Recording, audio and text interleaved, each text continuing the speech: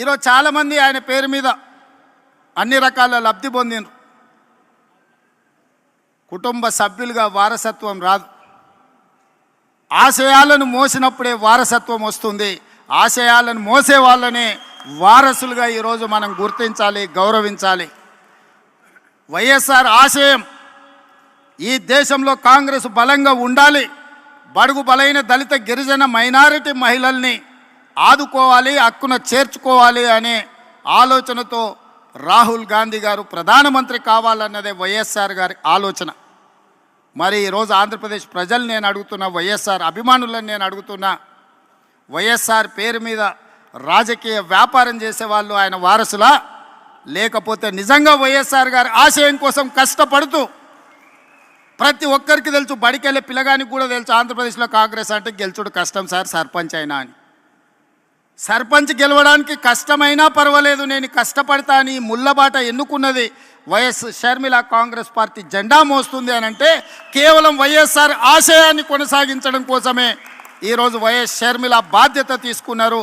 తెలంగాణ రాష్ట్ర ముఖ్యమంత్రిగా, తెలంగాణ కాంగ్రెస్ పార్టీ అధ్యక్షుడిగా గాంధీ కుటుంబానికి వారిచ్చే ఆదేశాలను పాటించేవాడిగా 100% మీకు అందరికీ అండగా నిలబడతాం. షర్మిల గారికి తోడుగా నిలబడతాం. ఆంధ్రప్రదేశ్లో కాంగ్రెస్ను గెలిపించడానికి, కాంగ్రెస్ పార్టీ కార్యకర్తలను కాపాడుకోవడానికి, ఎలాంటి కార్యాచరణ తీసుకోవడానికైనా మేము సిద్ధంగా ఉన్నాం. నా మంత్రివర్గం అందరూ ఈరోజు ఇక్కడికి వచ్చిండ్రు అని అంటే మేమందరం అండగా నిలబడతామని చెప్పడానికే మంత్రివర్గాన్ని మొత్తం తీసుకొని వచ్చిన ఇక్కడికి. నేను ఒక్కడనే వచ్చి ఉండొచ్చు, లేదా రాహుల్ గాంధీ గారు పంపించినట్టు సందేశాన్ని కూడా పంపించుండొచ్చు. అలా కాకుండా మేమందరం, మా సహచర మంత్రివర్గ సభ్యులందరం కూడా వచ్చి వేదిక మీద కూర్చున్నాము అని అంటే మేమున్నాం మీకు అండగా నిలబడడానికి, మేముంటాం మీకు తోడుగా నిలబడడానికి. షర్మిల గారు చేసే ప్రయత్నాన్ని విజయవంతం చేయడానికి ఈ మధ్య టీవీలో పేపర్లో చూస్తున్న కడప పార్లమెంట్కు ఉప ఎన్నికలు రావచ్చు అని. నిజంగానే ఉప ఎన్నికలు వస్తే ఊరూరు తిరిగే బాధ్యత నేను తీసుకుంటా.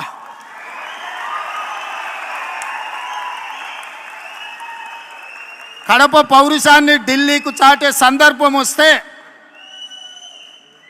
కడప జిల్లా వాసుల తరఫున కాంగ్రెస్ పార్టీ జెండా మోయడానికి, గల్లీ గల్లీ తిరగడానికి, అక్కడి నుంచే ఎక్కడైతే పోగొట్టుకున్నామో అక్కడనే వెతుక్కోమని పెద్దలు ఏదైతే చెప్పినరో, ఏ కడప జిల్లాలో కాంగ్రెస్ పార్టీకి దెబ్బ తగిలిందో అదే కడప జిల్లా నుంచి కాంగ్రెస్ పార్టీ జెండాను ఎగరేసి ఆ గడ్డ మీద నుంచే పోరాటం మొదలు పెడదాం. మీరందరూ కలిసి రండి, మేము అండగా నిలబడతామని తెలియజేస్తూ మీ అందరి దగ్గర సెలవు తీసుకుంటున్నా. జై కాంగ్రెస్.